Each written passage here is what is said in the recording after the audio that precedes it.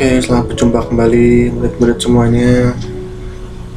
Bagaimana kabarnya? Tetap sehat kan? Oke, pada kesempatan kali ini saya akan membahas tentang materi bahasa Indonesia yang ada di tema 1, subtema 1, yang KD-nya adalah 3.1. Materi yang akan kita bahas adalah gagasan pokok dan gagasan pendukung suatu teks. Setiap paragraf memiliki gagasan pokok dan gagasan pendukung. Gagasan pokok adalah topik yang dibahas pada suatu teks. Gagasan pendukung adalah uraian atau informasi tambahan pada suatu teks yang terletak pada kalimat penjelas. Gagasan pokok dan gagasan pendukung disampaikan tersurat maupun tersirat. Secara tersurat, gagasan pokok dapat ditemukan pada kalimat utama yang terletak di bagian awal, akhir, atau awal dan akhir paragraf. Secara tersirat, gagasan pokok dapat ditemukan dengan cara membaca seluruh kalimat pada paragraf. Untuk menentukan gagasan pokok dan gagasan pendukung suatu teks, lakukan hal-hal berikut. 1. Bacalah teks dengan seksama.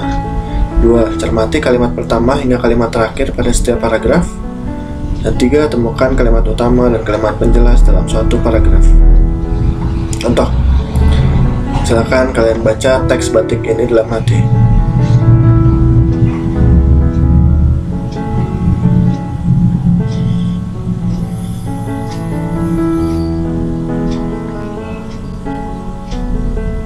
Oke. Kalimat utamanya, batik merupakan kain yang memiliki motif tradisional asli Indonesia. Kalimat penjelas 1. Kain batik dihasilkan dengan cara dilukis atau dicetak menggunakan malam. Malam itu adalah lilin yang dipanaskan. Kain batik berasal dari Pulau Jawa. 3. Sering berkembangnya waktu, batik tidak hanya ada di Pulau Jawa. 4. Beberapa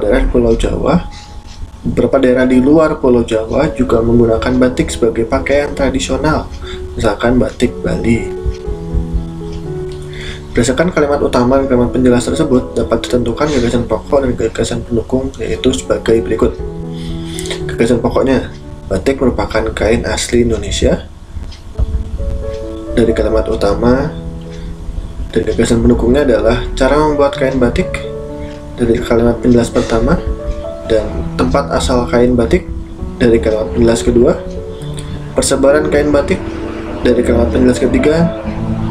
Ayo ingat kembali, gagasan pokok adalah topik yang dibahas pada suatu teks.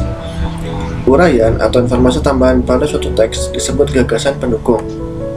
Perbedaan gagasan pendukung dan gagasan pokok terletak pada fungsi setiap gagasan. Gagasan pokok merupakan inti dari paragraf, sedangkan gagasan pendukung adalah penjabaran dari gagasan pokok. Gagasan pokok dan gagasan pendukung dalam bentuk peta pikiran. Peta pikiran merupakan cara menuangkan informasi yang diperoleh ke dalam bentuk diagram. Peta pikiran memudahkan kita untuk mengingat isi dan informasi penting suatu teks. Perhatikan contoh peta pikiran berikut. Reok Ponorogo merupakan kebudayaan yang berasal dari Jawa Timur. Pertunjukan reok ditampilkan dalam bentuk topeng kepada berbentuk kepala singa yang dikenal sebagai Singa Barong. Reok Ponorogo menceritakan tentang Raja Ponorogo yang berniat melamar Putri Kediri.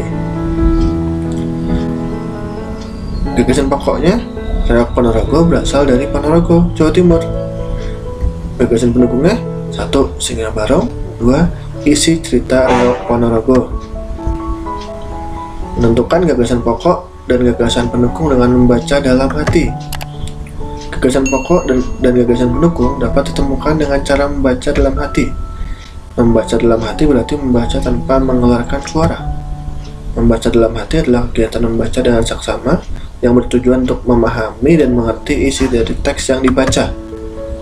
Oke, untuk materi dari subtema 1, tema 1 cukup sekian. Semoga materi ini berguna bagi kalian semua, murid-murid kelas 4, untuk memahami materi bahasa Indonesia.